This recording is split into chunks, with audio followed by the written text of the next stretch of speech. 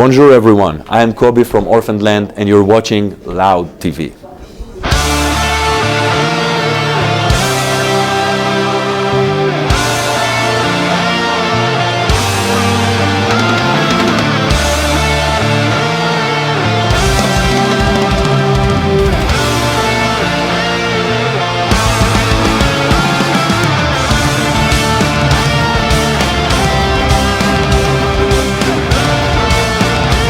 We are back to concept albums. So concept albums give you the opportunity to be diverse, progressive, and this is the best way for us to do albums. I think that in this album we wanted to make a combined album of All Is One, which was more upfront, and the concept and progressive music of Mabul and All Warrior. So the combination of these together, we thought that if we make a combination of them, it will be the best Orphaned Land album. You always need to find a way. How do you find a new concept after you did All Is One, after you did music for 26 years? I didn't know what to do. The band was already writing some music and they told me, Kobi, what's going on? And I was like, I don't know, I don't have it. Because I need to find an inspiration and to find a story to be stronger than before. I don't want to repeat. I don't want All Is One 2 or Mabul number 2. I want to find something new. So looking at the world and finding the story of the cave by Plato was my main inspiration, and it took me a while, but from the moment I found it, it was very fast and very quick and very intense work, because once I have the concept, we know how to fix the music in the album.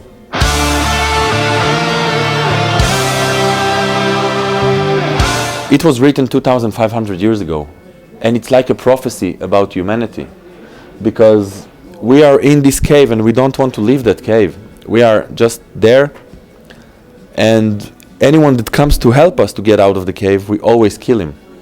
Look at history. Look at people like Jesus, like Martin Luther King, Che Guevara, Mahatma Gandhi, Rabin from Israel, Sadat from Egypt. They were all assassinated. And they were all revolutionaries and did something that the others didn't do. So we always kill the revolutionaries. Bob Marley once said in Redemption Song, "How long shall we kill our prophets?" This is what happened, and it was written 2,500 years ago, and we are still in this loop and pattern of killing the people that come to make a revolution. So I thought this could be a great idea for an album, because no one ever wrote about all these people together. Look, from Plato until Rabin, or there are even more. There are people in France, revolutionaries you can find in any countries, and people kill them. You can find it in any country. No one make an article about these people and saw the loop, like a disease that's happening there. I thought this could be a great concept. And of course, using prophecies like Plato, or like Aldous Huxley, who wrote Brave New World, or George Orwell, who wrote 1984, they are like prophets. Things that they wrote. Imagine Orwell wrote 1984 in 1947. And look what happened with Edward Snowden. It's like a prophecy of Orwell. He knew that the government will be a spy on all the citizens and the big brother will know everything that they do. It's like a prophecy fulfilled itself. So unsung prophets, those people are unsung prophets. Huxley, Orwell, Plato, and many more. Dead messiahs, Martin Luther King, Jesus, all these people that came to be revolutionaries and being assassinated, they are like dead messiahs. So it's a great concept album, and it's a protest album about humanity, because the problem, I'm always protesting against governments and against religious leaders and against people with power, but the real problem is the people. The people don't want to leave the cave. The people of Israel don't want to leave Egypt in the Bible. That's the problem. The people, they prefer to stay. There is a saying, better the devil you know. They prefer the devil they know, and they don't leave the cave.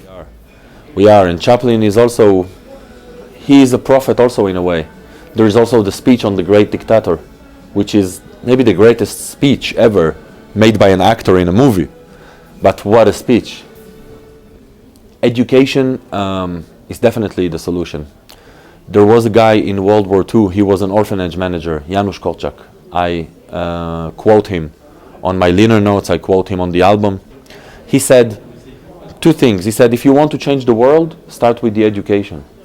He said also, a better future for humanity is not dependable on right-wing party, left-wing party. It depends on creating a better human being. Better human being will bring better leaders, will bring better media, it will bring better television, everything will be better. Because look at humanity today. I'll give you an example. I'm talking about it all the time, so everyone can see it in every interview, but I will tell it to you as well. Ask random people on the street, did you know that 70,000 kids are being kidnapped in India every year for purpose of pedophilia and taking their kidneys and begging for money? 70,000 every year.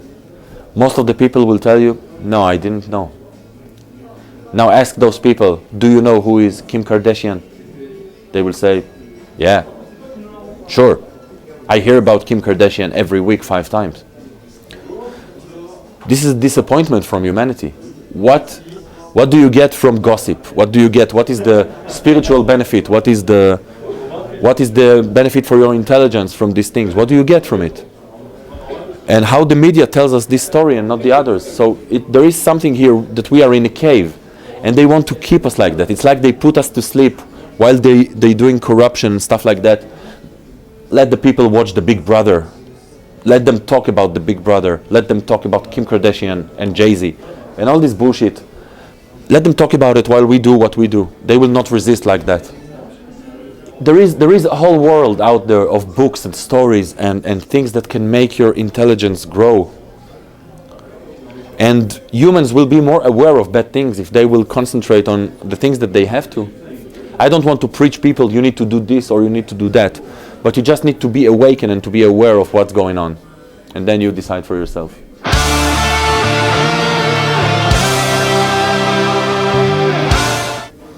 I would like to meet George Orwell and Aldous Huxley, because they are from our times.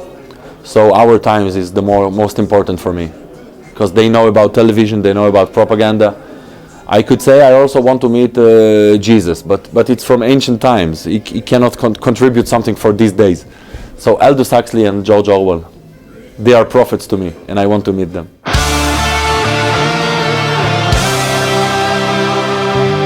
We censor ourselves because we wanted to use the sound of censorship as a motive. We use sounds of propaganda, like radio, like Morse connections, like white noise. And beep is also a sound that you can use, and we want to censor ourselves, and we want the people to deal with, did they do it? Did the government do it? It's like to give a feeling that we are living in the Big Brother generation, and that we are censored when we try to say something important. So we did it as a musical concept thing, and it's a very nice thing to do, I think, and to our message and concept. We did it. Some people thought that maybe the record company did it, or maybe the government did it. But it's a good thing that people talk about it. You lose your privacy more and more. The Big Brother from Orwell, it's here. The government can know that you are now in this hotel because of your cell phone.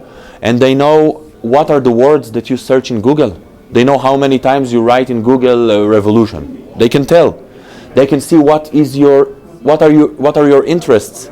And what are you reading about? And what are you publish your posts about? They can know today everything about you, like a Big Brother. It's like Orwell. Orwell wrote about it before Facebook, before Google, before anything. And it's like a prophecy fulfilling itself. People ask me, what is your inspiration? I say everything that pissed me off is my inspiration. Kim Kardashian is my inspiration. She pissed me off. Dealing with her, I mean not personally, but dealing with her ass for so long, it's pissing me off. And I had to work a lot about my clean vocals on this album, because the band, they wrote the album on a higher scale that they usually write it, so I had to sing higher. I told the band, take the songs a little bit down, and they told me, no, you sing higher and more emotions will come out from your voice. And I felt like it's true. I think it's my best vocals so far.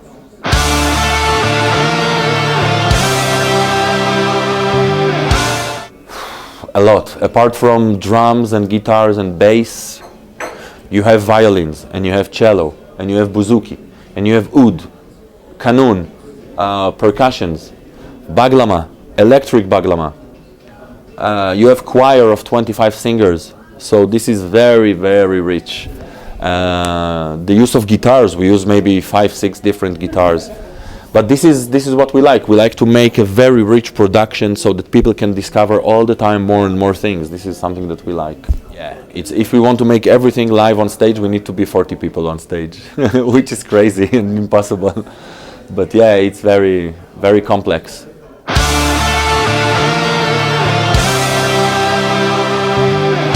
It's strange because he contacted me.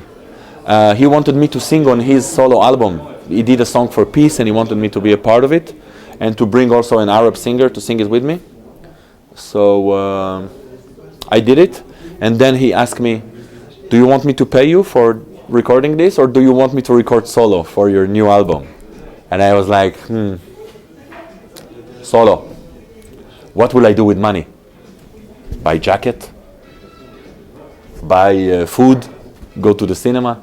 I will forget about the money, but the solo is forever. So he recorded the solo, and I explained to him about the concept, and he really gave one of the best solos I think he ever wrote. I really like his solos. Even in Genesis, there is one solo from, Selling England by the Pound. It's eternal solo.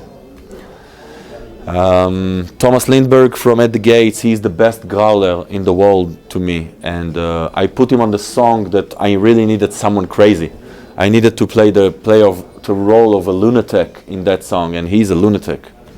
So it was perfect that he sang there. And Hansi from Blind Guardian, he sings in the song like Orpheus, where he is like Orpheus, because Orpheus in the Greek mythology, he has a great voice, and they say that even the stones like his voice. So Hansi is a modern Orpheus, and he sings about getting out of the cave and seeing the world out of the cave. So he sings like Orpheus when you see the world outside. So it's a perfect guest list, and it's great to see that great musicians support your music. It's always a good feeling. When we did it with Steven Wilson, or when we did it now with Steve Hackett, or with the others, it's amazing. It's always a great feeling. This life is a storm that rages on. Fire with me up and see our one. I'll sing before you all, like Orpheus with